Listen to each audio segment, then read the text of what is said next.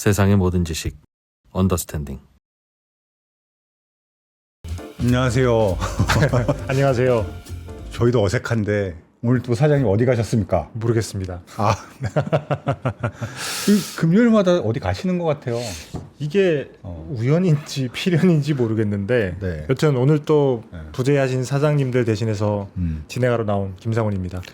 저 오후에 갑자기 징집당했잖아요. 그러니까요. 네, 이럴 때를 대비해서 MC 모병제를 그렇게 도입하자고 했건만 사장님이 돈 없다, 사람 없다, 니네가 해야지 누가 하냐 이런 식으로 맨날 저희만 자리에 부르고 너무하십니다, 사장님. 지난주에 사실 저희 백 선배가 네. 이럴 때일수록 잘해야 된다. 이 자리에 대한 야망을 밝히시긴 하셨는데 네. 사실 저는 이 자리에 야망이 있다기보다는 네. 오늘 이 자리에 나온 이유가 우리가 여기 많이 앉아야 사장님들을 저 자리에 보내고 우리가 마구마구 공격할 수 있지 않을까. 야, 큰 그림을 그립니다. 사장님들 보고 계실지 모르겠습니다. 네. 보고 네. 계셔야 될 텐데. 오늘 어떤 얘기인지 음. 잠깐 말씀을 드리자면 제가 최근에 봤던 재밌는 드라마 중에 하나가 신병이라고 하는 드라마가 있습니다. 신병이요? 네, 혹시 끔찍하다. 전 드라마를 잘 안 봐서. 그렇죠. 저도 사실 재밌어가지고 보다가 이제 군생활 하신 분 다들 뭐 아시겠지만 사실 내무 생활을 그리는 그런 내용이거든요. 사단장의 아들이 우리 부대에 신병으로 왔다. 상상만 해도 끔찍한데. 여튼 그런 내용을 재밌게 그리는 건데 보다 보니까 내무 생활을 보면 조금 군대 갔다 온 남자들은 다 느끼겠지만 좀 안 걸릴 것 같은 기분이랄까. 그렇죠. 네, 뭐 이런 얘기 하는 이유가 사실 오늘 요새 그 대선을 앞두고 네. 모병제 얘기가 굉장히 조금 뜨겁다고 해요. 그래서 뭐 어떤 얘기가 나오는 건지 실제로 이게 실현은 가능한지 네. 백종훈 기자가 오늘 취재를 해오셨는데 네, 한번 네. 들어보시죠. 네. 백종훈 기자님, 안녕하세요. 네, 안녕하세요. 반갑습니다. 네, 안녕하세요. 네, 백종훈입니다. 네, 네, 말씀해 주셨듯이 지금 조기 대선을 앞두고 여러 가지 뭐 경제 분야, 뭐 오늘은 부동산 공약도 좀 보이는 것 같던데 네. 어떤 외교 안보 분야에서는 이제 이 국방 분야, 이 모병제, 징병제를 어떻게 바꿔나갈 것인가가 굉장히 화두가 됐고요. 네, 일단 뭐 당연히 아시겠지만 시청자분들도 당연히 예상하시겠지만 이 20대 남성들에게 이 문제가 굉장히 표심을 자극할 수 있는 그렇죠. 그런 포인트이기 때문에 신경을 쓰는 것 같습니다. 20대뿐만이 아니라 네. 아들을 둔 부모의 표심도 여기 쏠려 있습니다. 당사자. 그러네요. 네, 40대, 50대 부모들의 표심도 있을 것 같고요. 네. 슬라이드 잠깐 보시면 네, 예, 뭐 웬만한 대선에 나서려는 잠정 후보자들의 발언들을 모아봤습니다. 이재명 전 대표는 선택적 모병제, 말이 좀 어려운데 네. 그 기존의 징병을 가든지 아니면 뭐 전투 부사관이라고 해서 그런 걸 선택하든지 둘 중에 하나를 선택하는 그런 식의 모병제다라고 해서 선택적 모병제 이런 걸 하겠다고 하고 김동연 경기도지사는 이제 여성도 모병제에 응할 수 있는 뭐 지금도 뭐 장교 부사관 응할 수는 있는데 네. 그걸 좀 확대하는 남녀 모병제. 김경수 전 지사는 뭐 혼용제 이런 것들을 얘기하고 있고 김문수 전 장관은 일단 반대예요. 모병제는 시기상조라는 쪽이고 한동훈 전 대표도 일단 모병제는 선택지가 아니다라면서 반대하고 있습니다. 반면에 홍준표 시장은 모병제 확대하겠다. 거기다 얹어서 군 가산점도 줘야 된다. 뭐 이런 얘기를 하고 있습니다. 안철수 의원은 준모병제, 그리고 개혁신당의 이준석 의원은 여성 사병 모병제, 그러니까 사병으로도 여성이 지원할 수 있게 해야 된다. 뭐 이런 걸 얘기했고, 요번에 얘기한 건 아닌데 작년에 이준석 의원은 여성 경찰 소방 종사자들은 병역 의무를 좀 지는 것도 아이디어 아니냐, 이런 의견을 내서 좀 논란이 되기도 했었습니다. 그래서 지금 정치권에서 이대남 또는 이대남을 자녀로 둔 부모들의 표심을 고려해서 이런 걸 하고 있는 것 같고요. 네.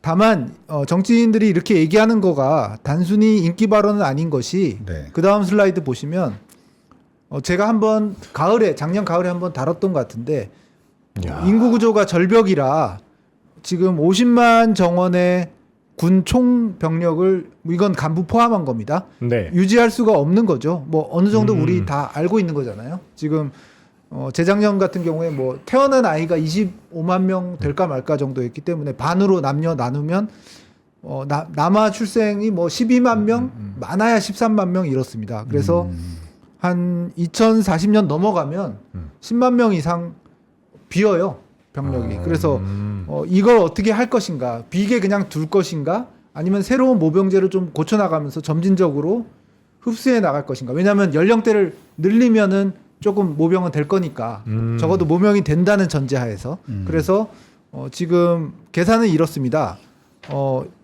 2023년에 남아 출생 12만 명, 20년 후에 2043년에 그 12만 명이 되겠죠? 그렇겠죠. 12만 명이 1년 6개월 지금 육군 기준으로 복무하니까 1.5배 하면 18만 명밖에 지금 방식 그대로 한다면 18만 명밖에 안 되는 거예요. 근데 18만 명이 어떤 의미냐? 여기 보면 지금 30만 명이거든요. 그러니까 30만 명이 18만 명이 되는 거예요. 네. 그래서 한 60% 수준, 40%가 주는 겁니다. 그래서 이게 뭔가의 대책을 세우지 않으면 안 되겠다. 그냥 예를 들어 감수하는 걸 그대로 둘 사항은 아니지 않느냐라는 의미에서 정치권에서도 이렇게 공약 같은 발언들을 하고 있는 겁니다. 대선을 계기로 나오긴 했지만 이 모병 어쨌건 병력 규모를 유지하느냐 아니면 뭐 병력 줄어든 인구 구조에 따라서 병력 구조를 바꾸느냐 이런 예, 논의는 당연히 나와야 되는. 네, 당연히 나와야 되고 어떻게 보면 상황인 약간 거네요. 늦은 감도 있는 것 같아요. 네. 그래서 그런 얘기가 나오고 있고 기본적으로 한번 상기시켜드리면 남북 군사력 2020년 기준 비교로 보면 이게 2020년 기준이다 보니까 59만 명으로 우리 정규군이 나오는데 지금은 한 50만 명? 48만 명, 49만 명 48만 왔다 갔다 합니다. 네. 근데 북한은 128만 명. 근데 우리와 달리 다음 표 보여드리면 북한은 병력이 이게 국방부하고 통계청 자료인데 네. 10년 전이나 지금이나 정규군 128만 명 그대로인 것으로 추정하고 있어요. 안 줄었다는 겁니다. 저기도 인구가 줄었을 수는 있는데 어쨌든 네. 군은 안 줄였다는 거예요. 뭐 그렇고 뭐 예를 들어서 뭐 입대 나이를 뭐 늘렸든지 뭐 여러 가지 수단을 썼겠죠. 근데 우리 같은 경우에는 같은 기간에 10만 명 이상 줄었습니다. 62만 명에서 지금 50만 명 밑으로 내려왔으니까요. 북한은 의무 복무 기간이 10년이죠. 예, 예. 그 기간을 뭐 늘리거나 하면은 맞출 수는 있겠죠. 그렇죠. 그래서 지금 줄지 않은 그런 상태고. 그래서 우리는 대책을 세워야 되고.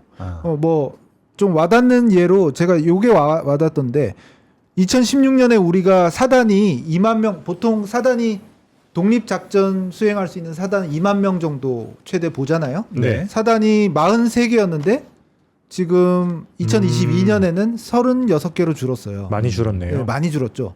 근데 북한은 병력이 그대로다 보니까 사단 수도 82개에서 84개 뭐 비슷합니다. 오히려 약간 늘었어요. 그래서 북한은 군사력을 어쨌든 간에 무슨 수를 쓴지는 정확히는 모르겠지만 병력을 유지하고 있기 때문에 우리나라도 뭔가 논의는 빨리 돼야 될 것 같다라는 생각이 들고 있고 전문가들도 굉장히 마음이 급하다. 어떤 모병제가 됐던 뭐 무슨 방법이 됐던 약간 전투력을 강화한 쪽으로 무조건 병력을 유지하자는 아니지만 필요하다는 거고요. 그래서 모병제 논란과 관련해서 징병제를 일단 좀 장단점을 잠깐 짚어드리면 슬라이드 보시면 뭐 징병제 우리 뭐 수십 년 동안 하고 있으니까요. 신속한 충원이 가능하고 단기 방어를 위한 절대 병사 수를 뭐 쉽게 확보할 수가 있죠. 그리고 모병제에 비해서 비교적 낮은 보수. 요즘은 좀 올렸습니다만 뒤에 설명드리겠지만 예산이 덜 든다. 선배 얼마 받으셨습니까? 군생활할 때? 정확하게 기억은 안 나는데 한 10,000원 안팎이었던 것 같습니다. 저도 한 2만 원, 3만 원 이렇게 받았던 것 같은데. 저도 1998년 군번인데 네. 한 뭐 2만 원 안팎이었던 것 같아요. 그렇죠. 네, 네. 그때 같으면 이게 장점이었을 것 같은데 사실 요즘은 굉장히 많이 받는 걸로 알고 있는데. 네, 예. 150만 원에 이제 뭐 장려금 개인 나라사랑 지원금이라고 해서 장려금까지 해주면 55만 원까지 준대요. 55만 그럼 원? 합치면 150에 55 하면 205만 원까지 병장은 병장은 예, 그래서 그 징병제가 그렇게 되고 있고 징병제의 단점은 뭐 다들 아시다시피 뭐 지금 장순원 기자 아들 걱정하는 것처럼 걱정이죠. 어떤 의사에 반해서 군에 갑자기 입대를 해야 된다는 거고 네. 지금 상훈 기자가 말했듯이 네. 그 예산이 덜 드는 게 맞나? 그러니까요. 점점 오르고 있기 때문에 네. 그래서 예산 절감이 아닐 수도 있다.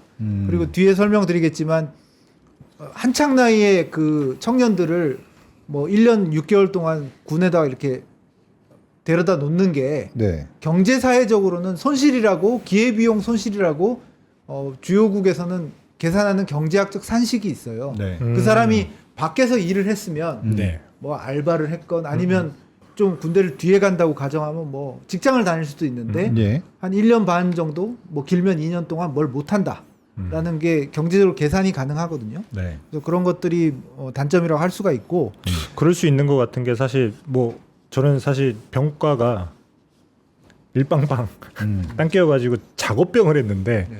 제가 왜 이런 일을 하고 있을까 싶은 예를 들면 식목일 다쳐서 한 주간에는 진짜 나무만 신고 다녔어요. 개나리는 이렇게 딱 잘라가 줄기를 잘라가지고 땅에다 꽂으면 그대로 이렇게 계속 자라는 거 아십니까? 내가 왜 여기서 이러고 있지? 그 다음에 뭐 이제 풀이 나기 시작하면 하루 종일 애촉이라고 하잖아요. 네.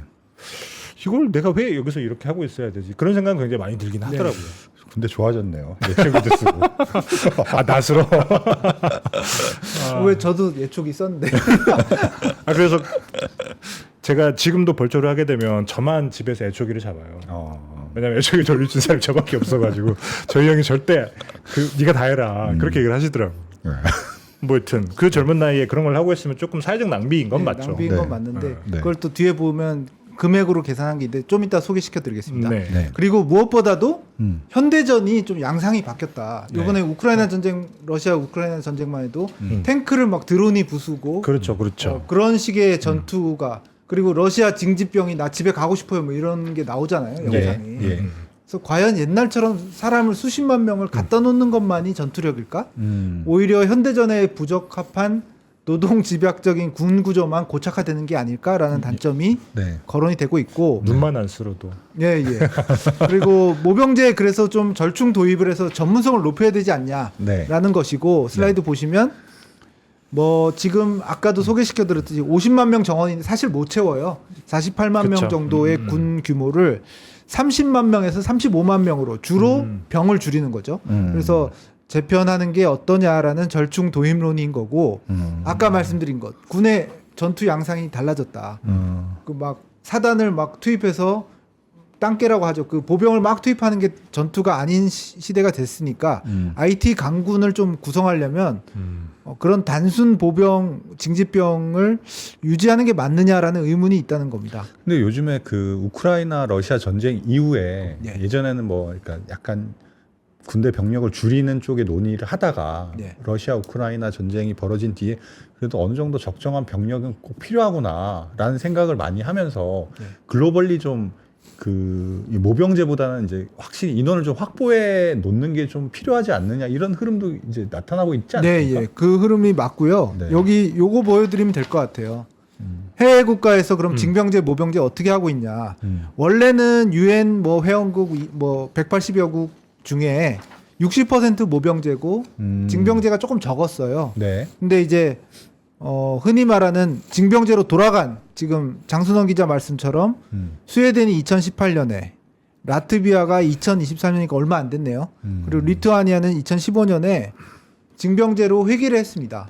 그래서 우크라이나 이번 전쟁 이후에 독일도 지금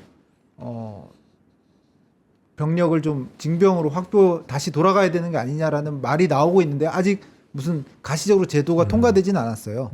그래서 그렇고 많이 예를 드는 게 대만입니다. 네. 대만이 보통 우리는 당연히 우리처럼 징병제겠지 중국에 위에 있으니까 그쵸. 네. 라고 생각하는데 징병제를 뭐 저희처럼 우리나라처럼 한 4, 50년 동안 했어요. 네. 그러다가 2013년에 모병제를 좀 확대하기 시작했습니다. 그래서 징병제를 기간을 획기적으로 줄이고 4개월로 줄였대요. 2013년에. 그러다가 작년에 지금 중국 위협이 계속되니까 다시 징병제 의무 복무 기간을 1년으로 늘려놓은 그런 상태고 모병제는 모병이 한 60, 70% 목표의 60, 70%밖에 잘 안 됐나 봐요. 그래서 징병제 기간을 다시 1년으로 늘려서 물론 1년도 뭐 우리 기준으로 볼 때는 그렇게 길어 보이진 않는데 줄였다가 늘리는 게 쉽지는 않을 거 아니에요. 저항도 있을 거고. 근데 그렇겠죠. 4개월로 줄였다가 다시 1년으로 징집병의 의무 복무 기간을 늘린 대만의 사례도 있는 그런 상황입니다. 그러니까 뭐 그런 사례들도 많이 있고 더군다나 우리는 지금 북한과 맞서고 있으니까 네. 기본적인 병력이 좀 갖춰져야 된다 이런 사실 주장하시는 분들도 많으실 그럴 것 것 같아요. 같아요. 네. 근데 독일 같은 경우에도 우리가 독일이 그런 모병제로 전환하고 병사가 얼마나 있을까? 저도 뭐 독일의 병력에 관심까지는 없어서 몰랐는데 네. 뭐 14만 명, 15만 명 그렇대요. 병이 그렇게 적습니다. 그러니까 러시아라는 현실적인 위협이 다가가니까 14만, 15만 명의 병력은 너무 적어 보이긴 하죠. 그렇죠. 그래서 네. 그런 얘기가 나오는 거고 우리 같은 경우에는 어쨌든 지금 60만, 10년 전에는 60만, 지금은 50만을 유지하고 있으니까 이걸 어떻게 인구 감소하고 잘 매니지를 해서 컨트롤을 해서 체제를 꾸릴까라고 고민이 있는 것 같아요. 예. 혹시나 아주 혹시나 대만처럼 이제 자연 감소할 수밖에 없으니까 예. 의무 복무 기간을 조금 늘려야 된다. 이런 얘기를 하는 사람이 혹시나 있나요? 아, 정치권에는 뭐 당연히 당연히 없고 없겠죠. 군 전문가들 사이에서도 제가 그냥 군 전문가 한 6, 7명한테 전화를 했었는데 네. 의무 복무 기간을 늘려야 된다라는 주장을 하는 전문가는 없었어요. 그러니까 그만큼 뭔가 늘리는 건 어렵습니다. 굉장한 그렇겠죠. 저항에 부딪히게 되고 물론 뭐 필요하면 정치인이든 뭐 전문가든 주장을 해야겠죠. 근데 그거 말고 다른 방법으로 강군을 만든자라는 얘기로 지금 논의는 흐르고 있습니다. 근데 보면 어쨌건 지금 현재 징병제를 유지하더라도 병력 수가 많이 줄어들고 있으니 네. 어쨌거나 뭐 일부 모병을 확대하는 건 어쩔 수 없는 선택인 것 같은데. 네, 어쩔 수 없는 선택면이 있는 것 같아요. 왜냐하면 어차피 줄어들 거니까요. 네. 그래서 보면은 생각해야 될 게 슬라이드 잠깐 보시면 비용입니다. 뭐 아. 모든 게 비용으로 귀결될 수 있을 것 같은데 네. 징병제로 인한 어떤 비용, 그게 아까 설명드린 사회적 비용도 약간은 고려하고 또 징병제 원래 병사들을 가둬놓고 먹이고 재우고 하려면 돈이 드니까요. 예. 그 비용과 이 모병제를 했을 때 인건비 월급 어느 정도 줘야 올 거 아닙니까? 그래서 요거에 대한 어떤 함수가 있을 텐데 네. 모병제 같은 경우에는 또 수가 생각보다 줄게 되니까 무기를 더 첨단화해야 전투력이 뭐 유지된다. 뭐 이런 논의가 전문가들 사이에 있어요.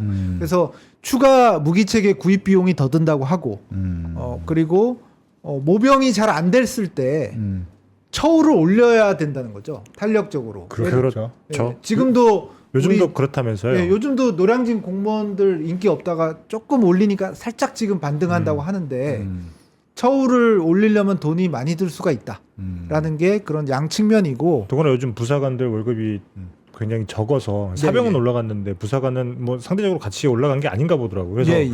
뭐 징집 뭐 모병이 거의 안 된다고 하는 것 같더라고요. 네, 예. 김 기자님 얼마 주면 군대 가시겠습니까? 모르겠습니다. 생각해 본 적이 없어가지고. 그러면 이거 먼저 보여드릴까요? 이 비용 계산보다 네. 더 다가오실 거는 아까 말한 군인들의 어떤 급여 문제인 것 같아요. 요 표는 인사혁신처 2024년 표인데 작년 표인데 그러니까. 하사 1호봉이 187만 7천 원. 그렇죠. 아까 말씀하셨다시피 병장 월급이 150만 원에 네. 그리고 뭐 장병 내일 적금인가 네. 그거 55만 원씩 한 달에 부으면 똑같이 55만 원을 부어줘서 실수령액은 205만 원이라고 하더라고요. 네. 근데 이게 뭐 네. 완전 기본 급여니까 여기 수당이나 뭐 체력 그렇긴 관련비, 하겠죠. 식대 같은 거 붙긴 할 겁니다. 네. 그래도 하사 1호봉 이거밖에 안 되니까 좀 더 좀 우리 나라에서 이 처우에 대해서 좀 생각을 해야 될 것 같고요. 우리가 이거는 이제 직업군인 테이블이고 그 단기복무 장교 뭐 학군단 ROTC라고 하죠. 그 하고 부사관 네. 단기복무 부사관의 경우에는 하도 좀 잘 충원이 안 돼서 임관할 때 일시금으로 한 번 주는 게 있습니다. 여러 번 주는 건 아니에요. 그쵸. 한 번 주는 게 있는데 그건 원래 있던 제도인데 돈을 단기복무 장교는 1,200만 원으로 올렸어요. 900에서 1,200만 원. 그리고 단기복무 부사관은 750만 원에서 1,000만 원을 올려서 한 번 주는 거긴 한번 주는 하지만 이런 인센티브도 할 정도로 지금 급여 사항이 그렇게 썩 매력적이지 못한 것 같고 처우 개선이 필요해 보입니다. 그러면 아까 말씀드린 또 상훈 기자가 말한 이제 병장은 올해 같은 경우에 이제 150만 원은 병장은 뭐 병장 기간이 길진 않지만 뭐 150만 원을 주고 내일 준비 지원금 뭐 적금이라고 하는데 이거 55만 음. 원까지 최대 주면 205만 원이 되긴 하죠. 그러면 아까 하사 1호봉에 비해서는 좀 뭔가 좀 부족해 보이긴 해요. 부사관들 그 처우가. 저러니 아무도 화살을 지원하지 않겠죠. 네.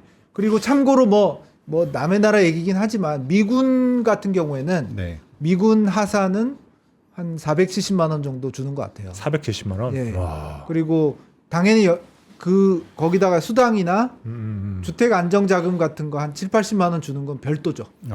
그렇게 미군은 뭐 세계에서 처우가 꽤 좋기로 유명한 데니까 거기하고 바로 비교하기는 어렵겠습니다만. 근데 거기는 일단 일반 사병부터 올라가서 이제 부사관으로 가는 거죠. 그렇죠. 예, 거기서 하사로 시작하지는 않으니까 약간 짬밥은 있는 거죠. 상대적으로 우리 하사보다는. 네. 근데 미군 같은 경우는 처우가 그렇게 좋다.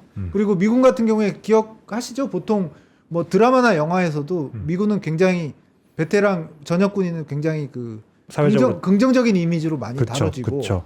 또 예를 들어서 전역을 하고 나서라도 좀 흔히 말하는 좋은 대학교에 이렇게 지원해주는 그런 제도도 있고 또 뭐 저번에 어떤 우리나라 한국계 누구는 뭐 의대도 가고 뭐 그런다고 하더라고요. 그래서 미군은 약간 그런 군에 대한 지원이 많은데 우리나라는 처우는 조금 고려돼야 될 필요가 있어 보입니다. 우리나라는 군인연금 있지 않습니까? 군인연금이 있죠. 군인연금이 있는데 더 잘 아시겠지만 20년 정도는 복무를 해야 되니까 네. 20년 복무란 게 쉽지는 않아서 네. 예, 군인연금이 있긴 합니다. 네. 20년. 20년을 복무해야 돼요. 장기 안 되면 못 받는 거네요. 예. 여튼 네. 네. 그리고 드릴 말씀 원래 이거였죠. 그 징병제, 모병제가 그럼 도대체 돈이 얼마나 드냐? 네. 그 일단 드는 돈을 비교해 보자. 보면은 육군사관학교 이웅 연구자가 한 건데 일단 징병제는 가둬놓고 먹이고 입히고 재우고 해야 되니까 그게 연간 한 3조 3천억 정도로 추산을 했어요. 예. 지금 그리고 사병들. 사병들, 네. 예, 의무 징집병들이 1년에 어쨌든 뭐 먹고 자고 하는데 쓰는 돈이 3조 3천억 정도라면 제가 사병 30만 일반병 30만 명을 1년 동안 유지하는 게 그렇죠. 3.3조라는 예, 거죠. 예. 그렇습니다. 그리고 만약 약간 줄여서 25만 명을 모병제로 완전 전환한다고 하면 네. 이것도 좀 많이 잡은 것 같긴 한데 2,650만 원 정도 연봉을 준다고 할 때 6조 7천억 정도가 든다는 거예요. 아. 연봉 2,650만 원밖에 안 되는데요. 네. 와. 이렇게 잡았어요. 25만 명을 모집 못할 것 같은데. 모집이 1만 명도 안 될 것 같은데요. 네, 모집이 쉽지 않을 것 같긴 한데 네. 이렇게 연봉을 줬을 때 6조 7천억. 그러니까 모병제가 단순 계산으로 정말 단순 계산으로 네. 한 3조 4천억 정도 추가 예산은 아주 단순 계산으로 필요하다라는 거고요. 아까 말씀드린 것처럼 모병제로 그게 과연 다 채워질지도 모르겠고 아무래도 모병제로 하면 아까 이 가정에서 나오지만 살짝 5만 이상 줄이는 걸로 돼 있으니까 네. 전투력이 떨어질 거 아니에요. 그러니까 첨단 무기 같은 걸 약간 사서 그 전투력을 메꿔야 될 텐데 그 예산이 보통 이제 한 5조 원 정도 군 전문가들은 추산해요. 근데 그건 연마다 드는 건 아니고 뭐 몇 해 나눠서 낼 수는 있을 것 같은데 네. 그래서 만만치 않다. 만만치 지금 않다. 예산 구조에서 지금 우리 뭐 국세도 계속 빵꾸 나고 있는데 이 3, 4조 이상을 국방비에 더 쓴다라는 게 그게 가능하겠느냐라는 생각이 들고 다만 이제 반론도 있어요. 예를 들어서 아까 얘기한 얘기 그 미국에서 많이 나왔던 얘기인데 한창 나이의 청년들을 그렇게 1년 반 이상 가둬놓는 게 그 청년이 밖에 나가서 경제활동을 했을 때에 비하면 기회비용이 뭐 얼마다 한 해에 뭐 한 2,900만 원이다 라고 계산한 것들이 있긴 해요. 그래서 그렇게 계산하면 그 기회비용을 생각하면 모병제 전환이 그렇게 손해는 아니다 라는 계산도 있는데 썩 다가오진 않아요. 왜냐하면 기회비용이란 게 굉장히 개념적인 거고 그 청년이 밖에 나가서 1년에 2,900만 원어치의 경제활동을 과연 할까? 라는 거에 대해서 여러 가지 생각들이 있으실 수 있잖아요. 예. 그래서 모병제가 낫다라고 하기에는 조금 어렵고 그런 상황입니다. 저는 사실 개인적으로는 모병제가 도입됐으면 하긴 하는데 네. 아까 저 보여주셨던 표를 보니까 그 2,600만 원을 주고연 네. 25만 명을 과연 모집할 수 있을까? 만명 하는 생각이 너무 강렬하게 드는데 네. 모병제로 바꾸면 정말 모병이 가능할까요? 우리나라에서? 예, 그게 네. 되게 중요한 질문, 좋은 질문이신 것 같아요. 저도 전문가들한테 네. 이런 뭐 25만 명을 모병한다? 완전 전환한다? 네. 이게 가능하냐라고 했을 때 음. 지금 상명대 최병우 국가안보학과 교수는 일단 결론은 어렵다라는 거고요. 모병 문화와 아까 예를 들었던 뭐 굉장히 이미지도 좋고 전역 이후에도 여러 가지 대학교나 이런 지원이 되는 미군도 모병이 쉽지 않다. 뭐 흔히 말해서 성인 남성의 5%도 모병이 잘 안 된다고 해요. 미국도. 근데 우리나라가 5% 해봐야 아까 한 해에 12만 명에 5% 하면 6천 명이거든요. 그러네요. 근데 뭐 나이대를 좀 넓히면 뭐 네. 6천 명 곱하기 뭐 한 3년여 나이대를 공략한다 그러면은 뭐 18,000명이네요. 예. 근데 25만 명을 어떻게 모병을 그러니까요. 하겠느냐라는 계산이 나오고 우리 지금 부사관도 아까 뭐 급여표도 보여드렸지만 아무래도 조금 열악하기 때문에 충원율이 목표 대비 80%가 안 된다고 하는 거죠. 그래서 부사관도 현재 현재 부사관도 현재 부사관도 목표치 대비 충원율이 80%가 안 되는데 그 지금 계산이 나오냐라고 최병욱 교수는 조금 어렵다라고 이건 산수의 문제고 모병제 완전 전환은 뭐 거의 불가능하다라고 얘기를 하고 있고요. 네. 이강수 한성대 국방과학대학원 교수도 공개할 수는 없지만 우리 군 전문가들 중에 비공개 그러니까 논문 같은데 안 나오는 비공개 시뮬레이션이 있대요. 네. 그래서 지금 우리가 했던 얘기 25만 명을 모병할 수 있니라는 것을 되게 시뮬레이션한 연구들이 있는데 그건 공개가 안 됐다는데 그 시뮬레이션 상으로도 그런 식의 대규모 모병은 불가능하다라고 결론이 좀 연구가 되고 있다고 해요. 그래서 이 두 학자들은 굉장히 비판적이었고 지금 정치권에서 말하는 뭐 완전 모병제 말하는 정치인도 있고 절충형을 말하는 정치인도 있는데 지금 좀 너무 앞서가는 거는 시기상조가 아니겠느냐라는 의견도 이 전문가들은 얘기를 하고 있습니다. 근데 아까 말씀하셨던 것처럼 진짜 어쨌든 저출산 문제 때문에 군인이 자연 감소하게 되면 네, 불가피하게 모병을 해야 되는 상황인 건 맞잖아요. 네, 예. 모병제가 아니면 또 어떻게 이렇게 군인 수를 채울 수 있는 방법이 없으니까. 그렇죠. 뭐 계속 말씀드리지만 한 20년 후면 남아가 성인이 된 20살 된 남아가 한 1년에 12만 명밖에 안 되면 그러니까요. 예를 들어서 모병제를 해서 나이대를 이렇게 다양하게 해야 그 중에 뭐 5년짜리 그쵸. 모병 병사라도 해서 이렇게 넣으면 나이대를 다양하게 하면 숫자가 좀 나올 텐데 예를 들어 징집병인 경우에는 나이대가 뻔하고 그렇죠. 그러면은 모수가 상훈 기자 말씀대로 12만 명, 14만 명으로 줄어든 상황에서 30만 명을 병을 채울 수는 없겠죠. 그래서 굉장히 뭐랄까 시급한 문제고 지금도 약간 늦은 게 아닌가. 그래서 제가 작년에 여기 언더스탠딩에서 다룰 때는 2단계까지 안 나가고 정치인들이 좀 얘기하기 전이라서 민간 아웃소싱을 해서 육군의 어떤 경계병 숫자를 줄이자. 왜냐하면 단순 경계병 뭐 육군이었나요? 갔다 오신 네. 그냥 단순 경계병 위주의 병력 운영을 하고 있잖아요. 그래서 그렇죠. 그런 것들을 민간 경비회사로 넘기자. 그러면은 한 뭐 5만 10만 정도 줄어도 부대 뭐 탄약고 지키고 부대 막사 초소 지키는 인원을 다 빼면 전투에 집중하면은 뭐 조금 주는 것도 극복 가능하지 않겠느냐는 얘기가 원래 작년에 나왔고 근데 지금은 그걸 넘어서 모병을 더 늘려야 되는 거 아니냐라는 그 다음 단계 얘기까지 나오고 있는 그런 상태입니다. 그때 작년인가 최준영 박사님 오셔서 네. 50대 40대 50대 아저씨들을 다시 모병으로 받아들이자 네. 40대 50대요? 그게 근데 웃을 일이 아닌 그런 게 말씀을 하셨는데 최준영 박사님 뜻도 그렇고 그때 네. 신문 기사들도 그렇고 뜻은 이런 거예요. 아까 말한 어떤 단순 경계병 출신의 그런 거는 민간에 아웃소싱하면 젊은 사람이 안 하는 거죠. 아 그렇죠. 뭐 한 40대, 50대 초반한테 월급을 주고 시켜도 그 정도는 할 수 있다. 오히려 군대 경험만 있다면 오히려 뭐 숙련된 사람일 수도 있다.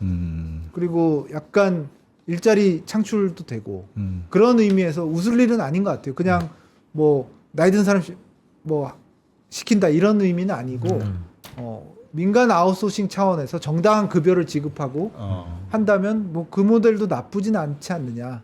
근데 이게 제가 생각하기에는 어쨌든 이제 최근에는 어쨌든 우크라이나 전쟁도 있었고 예. 더더군다나 전 세계 자체가 어떻게 보면 그 뭐랄까 군비 증강 이런 게 어떻게 보면 트렌드로 바뀌어가고 있는 상황인 건데. 그렇긴 합니다. 예. 이제 그래서 뭐 예를 들면 독일 같은 나라에서도 지금까지 우리가 모병제를 했지만 진병제를 바꿔야 된다라고 하는 논의가 내부적으로 나오는 것도 이제 우리가 우리를 제대로 지키려면 이게 모병으로는 안 되겠구나라고 해서 이제 그런 나라들이 많이 나오는 거잖아요. 네, 예. 근데 이런 상황에서 물론 현실적으로 이제 모병이 아니면 우리는 이제 군인 숫자를 채울 수 없는 문제가 있기는 하겠지만 예. 뭐 다른 방법은 전혀 없는 건가요? 마땅하진 않은 것 같아요.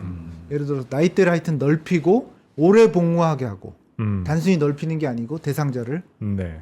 예를 들어서 뭐 3년에서 5년짜리 모병제를 만들면 지금 정치인들 안에 여러 가지가 있긴 한데 1년 6개월짜리 병을 받아서는 이 숫자를 채울 수가 없는 거예요. 그렇죠. 그러니까 3년짜리 5년짜리를 적어도 그 사람의 의사에 반하지 않게 그리고 좋은 처우를 줘서 그렇게 해야 이 인력을 물론 당연히 감소는 불가피할 거예요. 한 20만 명 후반으로는 무조건 내려올 텐데 그래도 어쨌든 어느 정도를 유지하려면 모병제 절충 정도는 피하기 힘든 상황이다. 아무리 전문가라도 다 그렇게 얘기를 하고 있죠.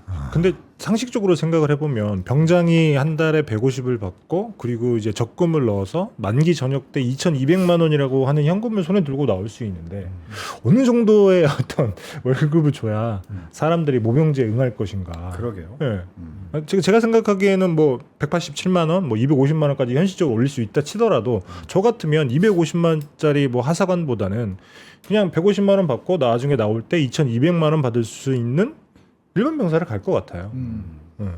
뭐 사람마다 다르지만 상훈 기자 말씀도 일리가 있고 아까 미군의 예를 든 게 뭐 제가 테이블을 갖고 오진 않았지만 어쨌든 미군은 물론 뭐 초강대국이고 선진국이고 GDP도 우리보다 훨씬 높지만 네.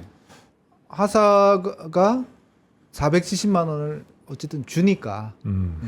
그리고 사회에서 약간 군 그러면 약간 존중해주는 그런 그렇죠. 미국은 무용의 그 분위기가 있잖아요. 그렇죠. 그런 문화가 예, 있죠. 문화가 있고 분위기가 있는데 우리도 좀 아쉬운 부분이에요. 처음부터 조금 더 물론 그 예산하고 아마 맞부딪힐 텐데 해주면 어떨까라는 생각이 들고 그렇습니다. 저보고 군대 다시 가라고 하시는데 지금 일부 국힘 대선 주자 중에 이제 홍준표 의원이 대표적인데 군 가산점 제도도 그런 조금 인센티브? 줄여가지고 옛날에 위원 나왔던 것보다는 조금 줄여서 한번 새로 생각을 해보자라고 주장하는 것도 뭘 해도 줄 게 별로 없는 거예요. 그러네. 돈은 예산이 견적이 안 나오고 뭘 줄 게 마땅치가 않으니까 자꾸 그런 얘기가 나오는 것 같습니다. 쉽지 않은 문제긴 하네요. 이게. 이것도 답이 없어 보이네. 알겠습니다. 네. 네. 이게 모병제 지금 대선을 맞아서 이게 사실 대선 때마다 좀 어제대로 부각하는 것 같긴 해요. 그렇긴 하죠. 왜냐면 딱 그 나이 때 네. 남성분들의 초미의 관심사이기 때문에. 네. 네, 장 선배 네. 싫으면 더 깊어진 것 같긴 합니다. 그러게요. 말씀하신 대로 깊습니다. 네.